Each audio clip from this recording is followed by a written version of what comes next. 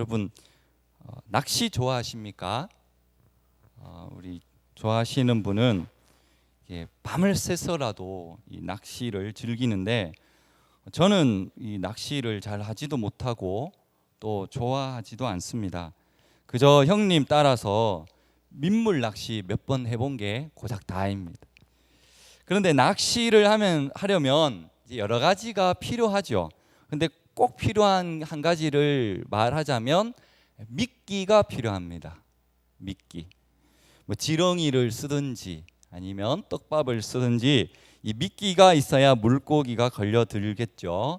그래서 이 미끼가 물고기를 유혹합니다. 근데 멍청한 물고기는 방금 그 미끼를 먹고 죽을 뻔했는데 살아서 도망을 갔어요. 그런데 이 멍청한 물고기는 돌아서서는 다시 그 미끼를 물러 온다는 것이죠. 결국 그 미끼를 먹고는 잡히게 되죠. 우리는 미끼와 먹이를 잘 구별할 줄 알아야 합니다. 미끼는 유혹이죠. 유혹인데 지렁이를 가장한 그죠? 이 바늘, 낚시 바늘이 숨어 있다는 것을 잘 알지 못합니다. 그래서 그게 미끼죠. 육신을 입고 살아가는 인간은 모두가 이런 미끼 같은 그런 유혹에 노출되어 있습니다. 그래서 에덴 동산의 그 완벽한 환경 가운데 살았던 아담과 그리고 그 하와도 뱀의 유혹을 피할 방법이 없었던 것이죠.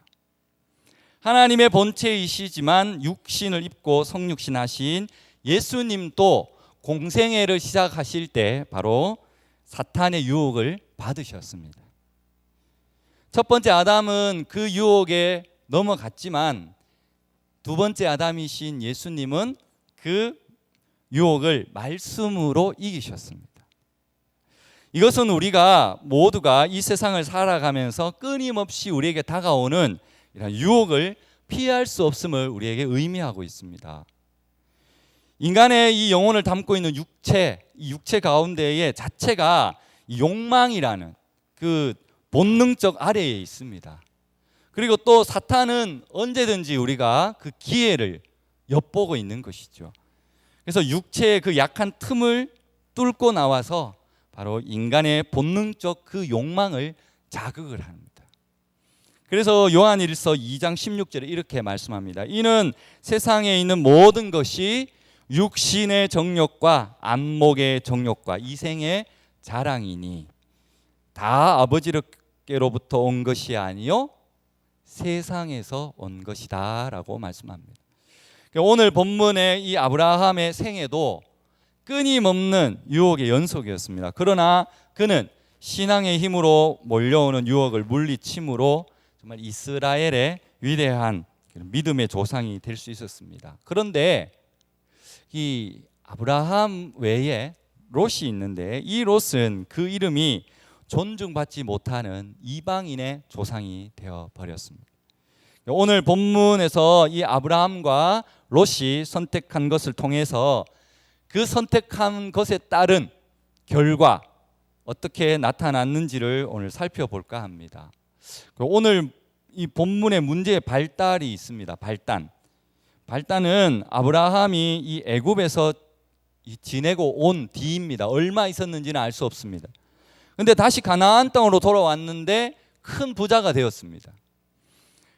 이 창세기 13장 6절 오늘 본문 말씀 6절에 보시면 이 말씀의 뉘앙스는 롯이 이전보다 훨씬 부유한 상태가 되었다라고 말합니다. 어쩌면 처음에 떠났을 때 아브라함보다 롯이 더 부자였을지도 모릅니다.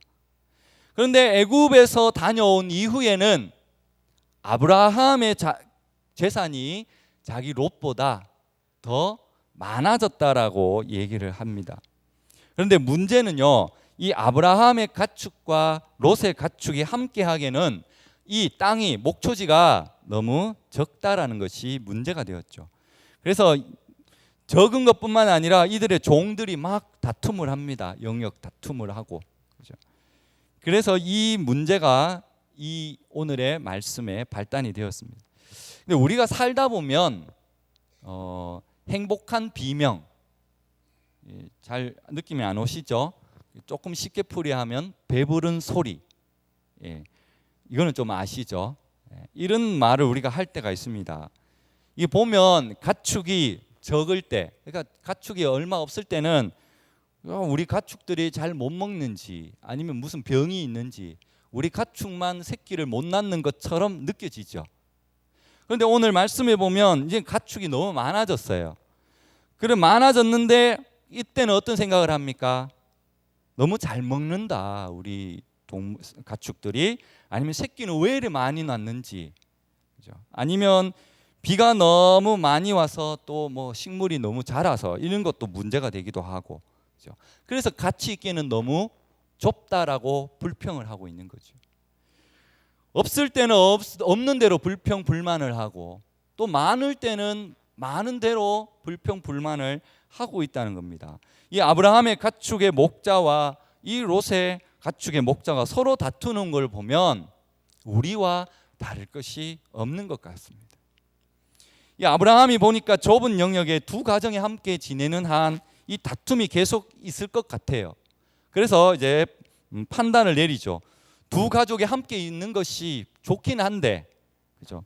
또 외롭지도 않고 너무 좋은데 이런 불편한 상황들이 발생하니까 결국 떨어져서 지내자라고 이 얘기를 합니다. 그런데 아브라함이 이 롯보다 재산이 많았잖아요. 그러니까 그래서 아마 롯의 그 삼촌으로서 이 어른이니까 아량을 베푸는 차원에서 네가 먼저 선택해라라고 말했는지는 모르겠습니다. 아니면 자기가 재산이 많기 때문에 재산이 적은 네가 먼저 선택하라고 조카에게 말했을 수도 있을 것 같습니다. 이러한 것은 여유로운 자의 자세이죠. 이게 양보의 미덕이라고도 할 수 있고요. 그런데 좀 생각을 해보면 롯은 주저하지 않고 자기가 선택을 합니다. 에덴 동산이나 애굽처럼 이 비옥해 보이는 요단 지역의 들판을 자기가 선택을 했는데, 사실 어른이 네가 해라라고 하면 어떻게 해야 됩니까? 한 번쯤은 빼야죠. 아닙니까? 아유 삼촌 무슨 말입니까? 삼촌이 먼저 선택하셔야죠. 이게 우리가 생각하는 미덕인데 그게 아니라 당연하다는 듯이 자기가 두말하지 않고 자기가 보기에 좋은 것을 선택하는 그런, 좀 어떻게 보면 욕은 아니지만 좀 없어 보이는 그런 느낌이 좀 듭니다. 찬물도 위아래가 있는데, 그죠? 그것은 이 롯이 삼촌과의 경쟁 심리에서 이게 나타나는 겁니다. 자기가 그동안 삼촌을 경쟁 상대로 봤다는 것을 우리 생각할 수가 있습니다. 그러니까 선택하라고 하니까 바로 선택할 수가 있는 거죠. 결국 롯은 삼촌을 제치고 자신이 더 좋은 땅을 차지합니다. 그런데 롯은 요단 지역의 비옥한 목초지에서 거주하는 것으로 만족하지 않습니다. 거기서 살면 됐었는데, 거기까지 좋았지만 더 나아가서 바로 소돔성을 보니까 이 소돔성이 풍요로워 보였거든요. 그래서 그들과 함께 살면서 목축도 하고 또 그들과 거래도 하고 자기도 조금 더 잘하면 큰 재산을 더 불릴 수 있지 않을까라는 그런 욕심이 생겼던 것 같습니다. 삶은 이런 끊임없는 선택의 연속이 있습니다. 선택은 인간 존재의 본질의 중요한 요소예요. 하나 선택했다고 끝나는 것이 아닙니다. 따라서 이 선택은 결과에 대한 책임까지도 져야 합니다. 그래서 선택은 신중해야 하지요. 그리고 선택은 순간적입니다. 그 선택은 자신이 그 어떻게 선택하느냐에 따라서 자신의 삶의 이력서가 됩니다. 따라서 우리는 신앙 안에서 지혜로운 선택은 우리와 동행하며 바른 길로 인도하시는 하나님께 순종하는 것인 줄 믿습니다. 먼저 우리가 너무나도 잘 아는 이 아브라함을 좀 살펴볼까 합니다. 이 롯과의 분과 과정에서 이 아브라함이 롯에게 선택권을 넘겨주고 그 대신 자신은 반대로 열악한 이 헤브론 산지를 선택한 이유가 있습니다. 이 양보심도 없고 옳은 공경할 줄 모르는 롯은 이 물질적이고 풍요로운 것을 선택했죠. 그런데 아브라함은 하나님을 우선하는 그런 신앙적 관점을 중요시했기 때문입니다.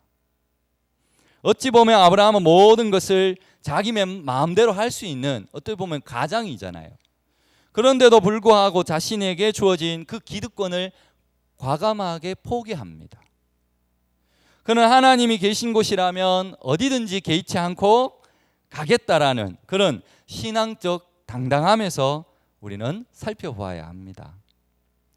아브라함이 이러한 신앙을 갖게 한 원인이 있습니다. 그것은 이 오늘 13장 앞에 있는 12장에서 살펴볼 수 있는데, 이 창세기 12장 10절 이후에 나옵니다. 하나님의 부름을 받고 이 가나안 땅에 도착한 아브라함에게 첫 번째 시련이 나타납니다. 그게 뭐냐 하면 기근입니다. 가뭄이죠. 이 유프라테스 강 주변에 이 우루가 있고 그리고 하란이 있습니다. 이 강 가까이에 있다는 말은 어떤 의미입니까? 연중 물의 그 풍요로움을 가지고 살아갈 수 있다는 것을 의미합니다. 그런데 아브라함에게 이 가나안에서의 기근은 정말 견디기 힘든 그런 고통이었습니다. 이에 기근을 모면해 보려고 하나님이 가라 한 땅이 아닌 애굽 땅으로 가게 되죠. 그런데 그것이 오히려 더 큰 화근을 불러일으키게 됩니다. 아브라함의 이 애굽행은 무엇보다도 하나님이 부르심의 정반대 방향으로 갑니다.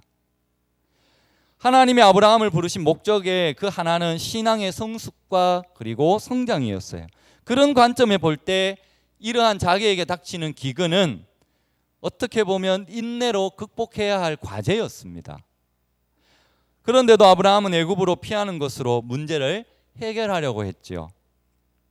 사실 어려운 것은 어려운 만큼 더 큰 가치가 있습니다. 그러기에 힘든 것일수록 더 많은 보람과 기쁨이 따라오는 것이죠. 결국 유혹은 또 다른 유혹을 가져다 줍니다. 애굽으로 내려가는 아브라함에게는 쓸데없는 걱정이 하나 생깁니다. 이번에는 뭐냐 하면 너무도 아름다워 보이는 사례, 즉 아내 때문에 걱정이죠. 저도 이런 걱정 참 많이 해가지고 아브라함의 이 마음을 너무나도 잘 압니다. 웃으시는 분만 아시는 거죠. 저만 그런 것이 아니라 우리 교회의 대부분 살펴보면 아내들이 아름답기 때문에 이 남편들이 걱정들이 많이 있다고 생각이 되어집니다. 아멘 아무도 안 하시고 동의 못 하시는 분 몇 분 계십니다. 잠이 깨시죠 갑자기. 애굽 사람들이 이런 아내를 빼앗으려고 할 것이고, 이거 아브라함 생각이죠. 그렇게 되면 자신을 먼저 죽일 것이라는 그런 두려움에 휩싸였어요. 그래서 아브라함은 부인을 누이라고 속이게 되죠. 이게 문제라는 거죠. 아브라함의 염려는 애굽에 도착하면서 현실이 되어 버렸습니다. 바로에게 부인을 빼앗기는 이런 엄청난 사건이 발생하죠. 가나안을 떠남으로 이 약속의 땅을 상실해 버렸습니다. 그뿐만 아니라 자녀 번성의 통로마저 끊기게 될 이런 위기에 빠진 것이 아브라함입니다. 그러나 하나님은 택한 사람은 결코 버리지 아니하십니다. 하나님의 시험을 이기지 못하면 징계는 있겠지만, 그러나 하나님의 손이 역사하심을 우리는 믿고 바라보는 것이죠. 위기는 또 다른 기회가 주어지는 거죠. 그래서 하나님의 도움으로 문제가 해결될 뿐만 아니라 더욱 성숙한 신앙으로 성장하는 그런 기회가 되었던 것입니다. 다시 본문으로 와서 이 아브라함은 롯과 정반대 방향인 헤브론 지역으로 갑니다. 그리고 그곳에서 여호와를 위하여서 제단을 쌓았습니다. 새로운 지역에서 하나님과 동행하는 새로운 역사를 시작한 것이죠. 헤브론은 정말 풍요로운 요단들과는 비교되지 않는 그런 척박한 땅입니다. 그러나 하나님은 아브라함에게 나타나셔서 그가 받을 미래의 복을 재확인시켜 주시는 거죠.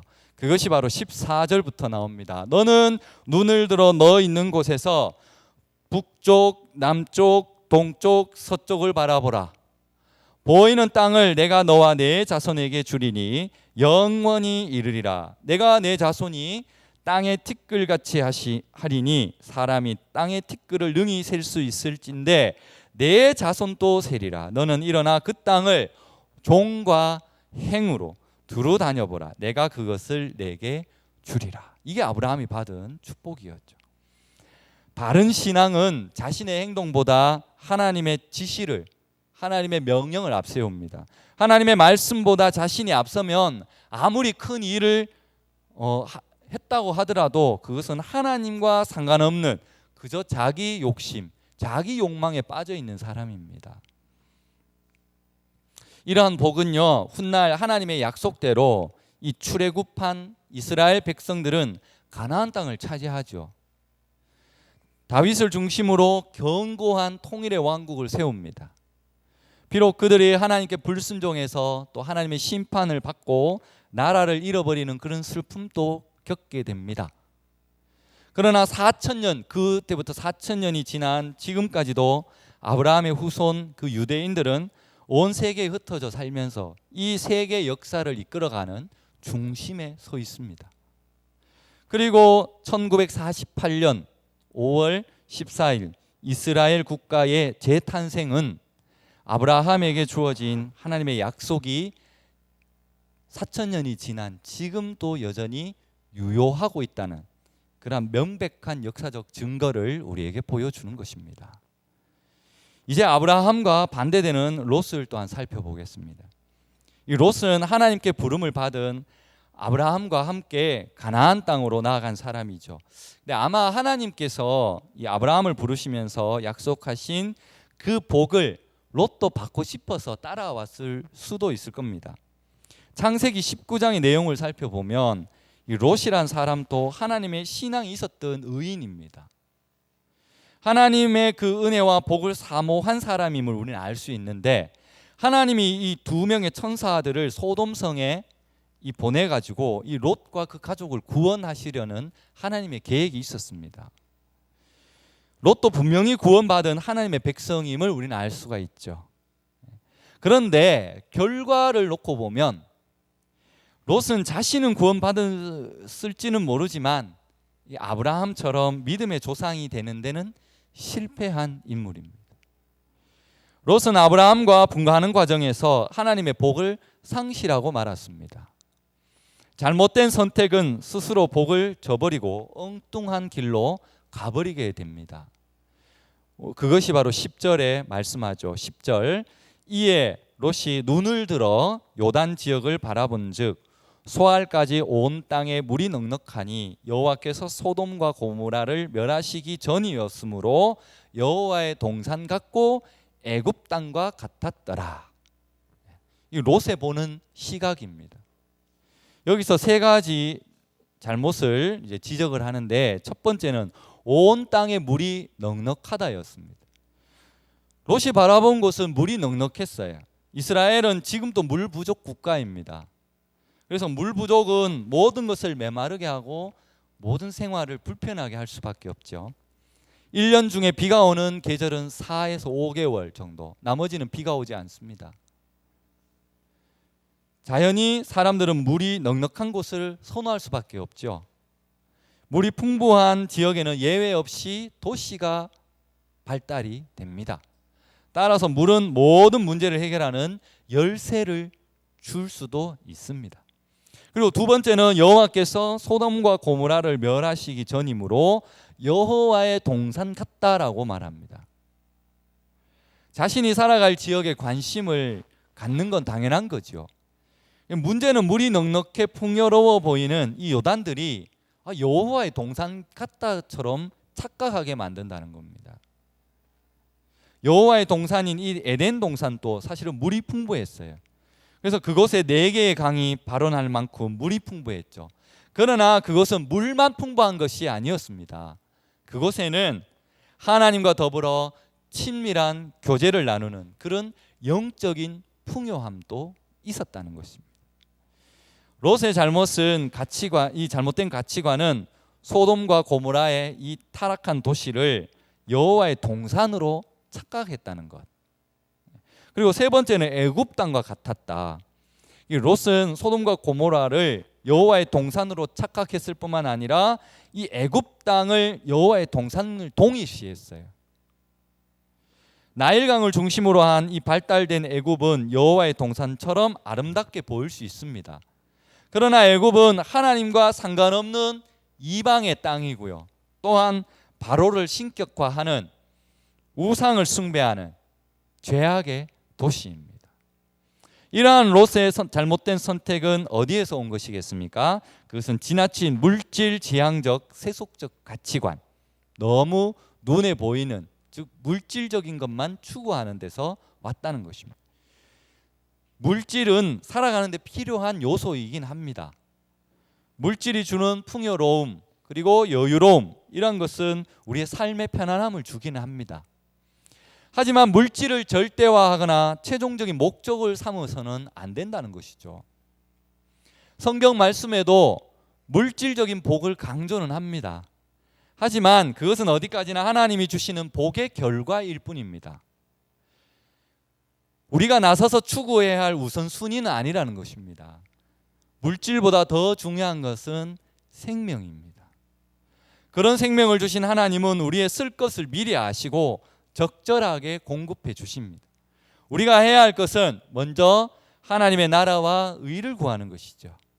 우리가 무엇을 먹고 마실까 염려하는 것은 이방인들이 구하는 바로 불신앙적인 그러한 신앙들입니다. 이렇게 세상적 기준으로 선택한 롯에게는 무서운 두 가지 결과가 찾아옵니다. 첫 번째는 14장에 나옵니다. 14장에 이 롯에게 외적인 침략이 옵니다. 침략. 그 이제 14장에 보면 그돌라오멜, 처음 들어보시는 말 같죠? 그돌라오멜 연합군의 침입이 옵니다. 이 14장 처음에 보시면 아수르 4개의 도시가 나옵니다. 4개의 도시. 시날, 엘리살, 그리고 엘람, 고임. 복잡하게 되어 있지만 그냥 4개의 도시예요. 그리고 롯이 선택한 요단 지역에는 5개의 도시입니다. 잘 아는 소돔, 고모라, 그리고 아드마, 스보임, 벨라. 그러니까 4개의 도시와 5개의 도시가 나눠져 있어요. 연합되어 있어요.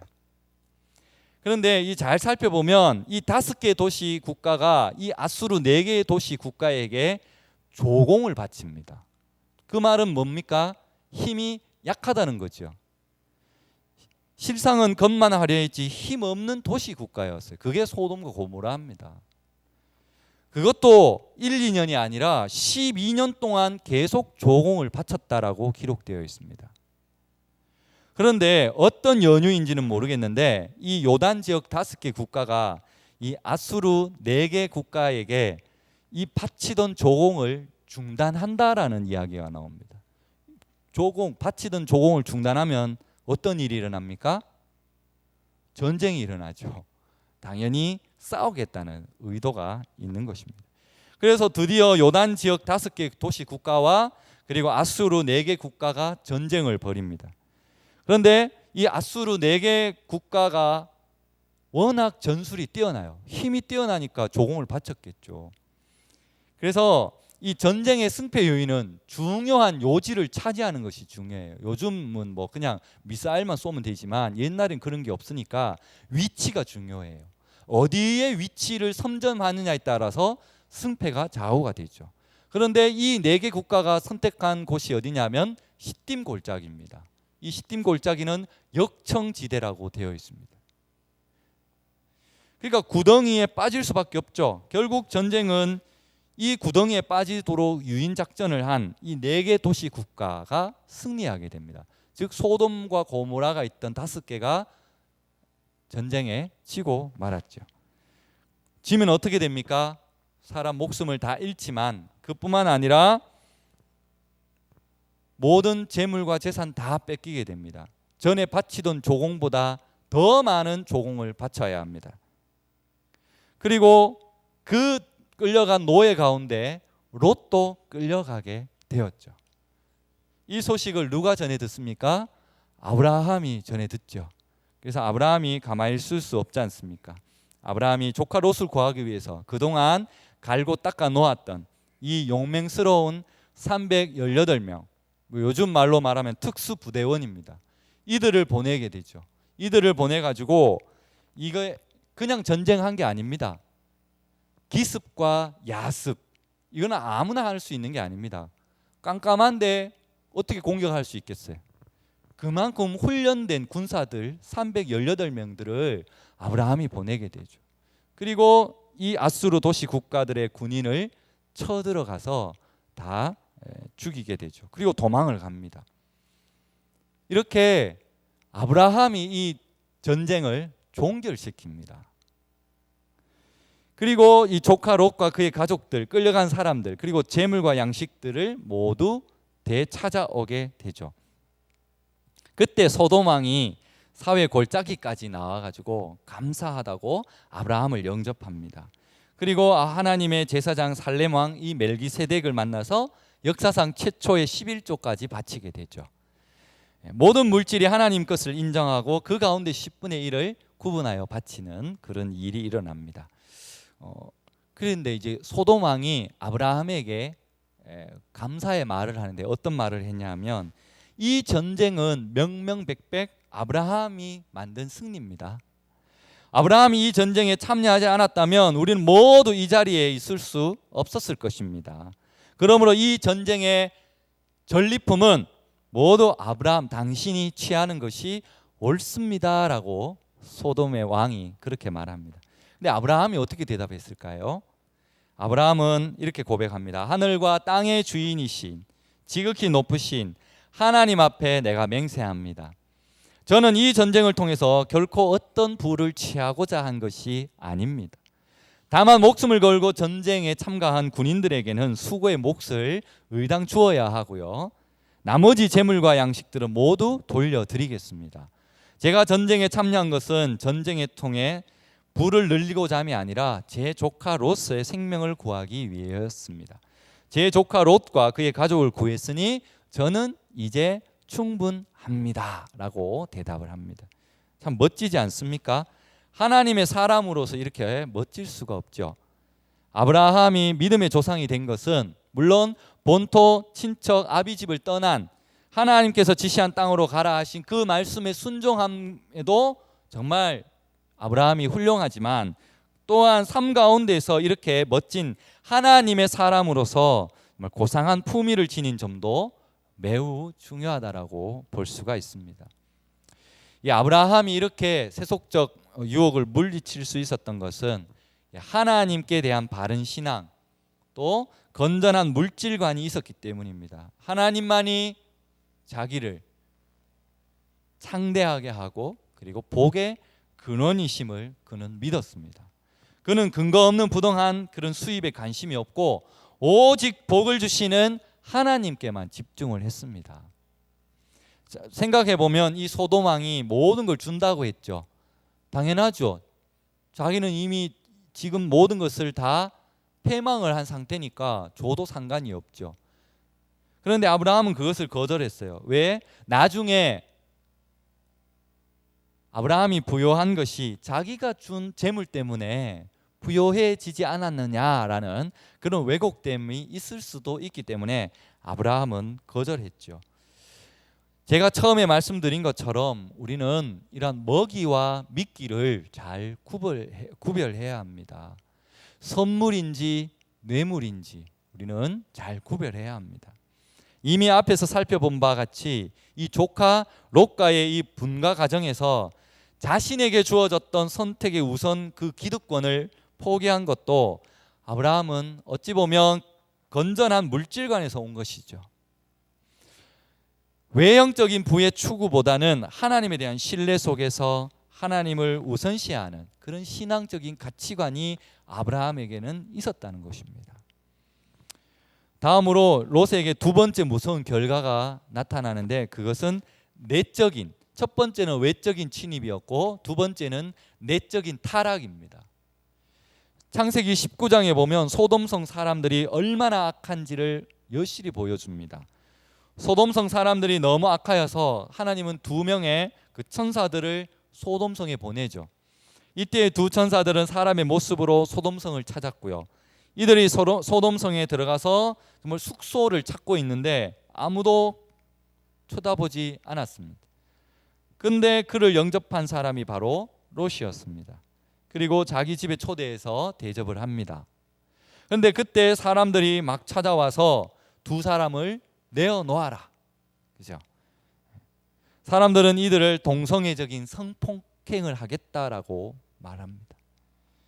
그런데 소돔성 사람들은 동성애를 할 뿐만 아니라 이런 성폭력을 당당한 것으로 생각하고 있습니다. 그러므로 하나님은 아직 심판의 때는 도래하지 않았지만 이 소돔과 고모라를 멸하고자 천사를 보냈던 것이죠. 그런데 소돔성 사람들은 그 손님들이 자신들을 유황불로 멸망시킬 천사임을 알지 못했습니다. 심히 악한 행동 때문에 그들의 눈이 가리워진 것이죠. 롯은 이렇게 악한 성인데도 그것을 떠나지 않습니다. 계속해서 그들과 함께 살고자 했습니다. 그래서 두 딸을 소돔성 남자들과 약혼까지 시켰습니다. 이에 하나님은 롯을 전쟁으로 적들에게 포로로 끌려가는 그런 경고적인 메시지도 줬습니다. 그렇지만 롯은 깨닫지 못하죠. 또한 마지막에 천사들이 찾아가서 빨리 소돔성을 떠나라고 했음에도 불구하고 머뭇거렸습니다. 롯의 아내는 천사의 경고를 무시하고 유황불에 불타는 소돔성을 돌아보다가 소돔기둥이 되죠. 어쩌면 롯이 소돔성에 눌러 살려고 했던 것은 재물에 욕심이 많은 아내 때문이 아닐까라는 생각도 가져봅니다.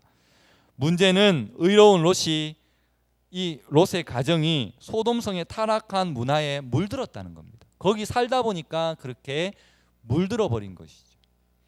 그러므로 소돔성 멸망 이후에 참으로 안타까운 일이 또한 발생을 합니다.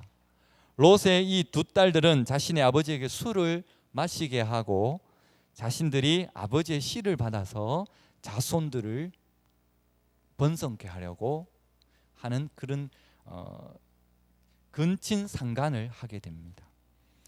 롯의 이 두 딸들은 하나님을 의지하지 않고 인간의 그런 부도덕적인 방법을 선택합니다. 좀 그렇지 않습니까? 아브라함도 아직 아들이 없는데 조카 롯도 하나님을 바라보아야 하는데 인간적인 방법으로 그렇게 선택을 한 것이죠. 그러니 이 딸들이 아버지를 통해서 제대로 교육을 받았겠습니까? 결코 제대로 된 교육 받지를 못했을 것입니다. 그렇다 보니까 이 딸들을 통해서 이루어진 족속이 바로 모압 그리고 암몬 족속들입니다. 이들이 우상 숭배의 민족이 되었죠. 나중에 모압은 바알신, 이게 다산의 신입니다. 그리고 그모스, 이건 전쟁의 신입니다. 그리고 암몬은 몰록이라고 인신 제사를 드리는 그런 우상을 섬기는 민족이 되었죠. 결국 롯은 자신의 잘못된 선택의 결과로 전쟁 포로로 잡혀가는 외적인 침략과 그리고 소돔과 고모라의 이 멸망이라는 내적인 타락이라는 결과를 초래하게 됩니다. 예수님께서도 마태복음 6장 19절에 너희를 위하여 보물을 땅에 쌓아두지 말라. 거기에는 좀과 동록이 해하며 도둑이 구멍을 뚫고 도둑질한다라고 말합니다. 여기서 좀과 도둑이 해한다. 이 말은 내적 부패를 말하고요. 도둑은 뭘 말하겠습니까? 외적으로부터의 침략을 말하는 거죠. 이제 말씀을 맺겠습니다. 성경에서 말하는 복은 히브리어로 말하면 베라카라는 뜻으로 쓰는데 이것은 생산성의 회복입니다. 생산성. 그러니까 이런 기본을 가지고 있는데 하나님이 이 생산의 가능성을 열어주신다는 겁니다. 만약에 생산성을 닫으면 그것은 저주가 되고 하나님께서 이 생산성을 열어주시면 그것이 복이 된다는 거죠. 이 생산성은 생명과 직결이 됩니다.